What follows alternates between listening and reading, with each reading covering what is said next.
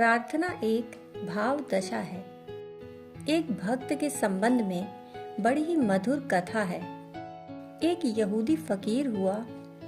वह बड़ा ही प्रसिद्ध था। बालसेन उसका नाम था। वह ईश्वर से अक्सर लड़ता झगड़ता रहता। कोई भी बात हो जाती तो वह उपद्रव मचा देता। उसकी प्रार्थना सुनने जैसी थी, क्योंकि वह सीधी बातें करता था। जिंदगी भर उसकी कोशिश रही कि दुनिया अब खराब हो गई है, जब दुनिया विकृत होगी तो तुम आओगे, अब क्या देर है। कहानी कहती है कि अक्सर ऐसा होता था और ईश्वर उससे परेशान हो जाया करता था। उसका एक शिष्य था, जो कुछ भी बालसेन कहता वह उसको नोट करता। वह उसकी आत्मकथा लिख रहा था। वह उसकी प्रार्थना भी लिख लेता। जो परमात्मा से बातचीत होती थी वह भी लिख लेता।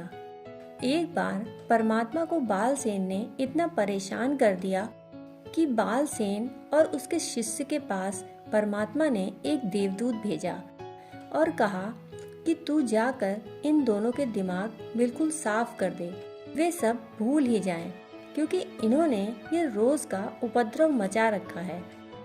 देवदूत आया, उसने दोनों का दिमाग बिल्कुल साफ कर दिया। जब प्रार्थना से बालसेन उठा तो उसे कुछ भी याद न रहा। अपना नाम भी याद न रहा। उसे ये भी याद न रहा कि दुनिया में तकलीफ है, मुसीबत है, भगवान के आने की जरूरत है। उसे यह भी याद न रहा कि मैं कौन हूँ और कहाँ हूँ। परंतु जब अपने शिष्य की तरफ देखा तो उसे कुछ कुछ ख्याल आया कि मैं गुरु हूँ और यह शिष्य है। उसने शिष्य से कहा, अगर तुझे कुछ भी याद है तो बोल, अब देर मत कर। उस शिष्य ने कहा, मुझे कुछ भी याद नहीं, मैं कौन हूँ यह भी मुझे याद नहीं। बालसेन ने कहा, मैंने तुझे अतीत में इतनी शिक्षाएं दी हैं, कोई भी एक शिक्षा का सूत्र पकड़कर याद कर, जल्दी बोल, यदि देर हो गई तो मुश्किल हो जाएगी। उसने कहा, मुझे कुछ याद नहीं आता।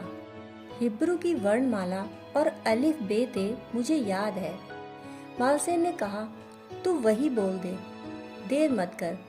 उसने अलिफ बे और हिब्रू की वर्णमाला जोर से कहनी शुरू की। बालसेन भी उसे दोहराने लगा।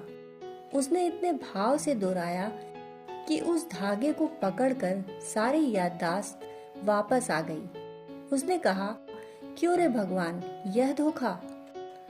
कहते हैं कि बालसेन ने 12 खड़ी में ही सारी प्रार्थनाएं कर ली। वापस लौट आया।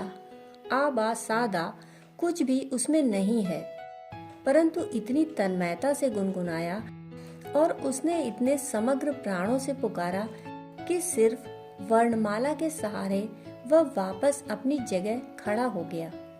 उसने कहा, मसीहा की अब जरूरत है। परमात्मा ने देवदूत को बुलाया और कहा, तुमने काम अधूरा किया। उसने कहा, इस आदमी के साथ बहुत मुश्किल है। कितना ही काम करो, इससे प्रार्थना नहीं छीनी जा सकती। हम सब छीन सकते हैं, उसका मस्तिष्क खाली कर सकते हैं, परंतु प्रार्थना का कोई संबंध मस्तिष्क से नहीं है। वह उसकी समग्रता से है।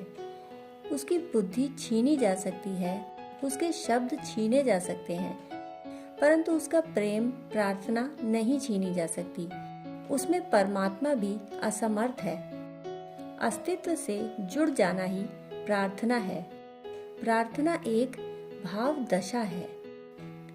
दोस्तों, कहानी सुनने के लिए आपका बहुत बहुत आभार।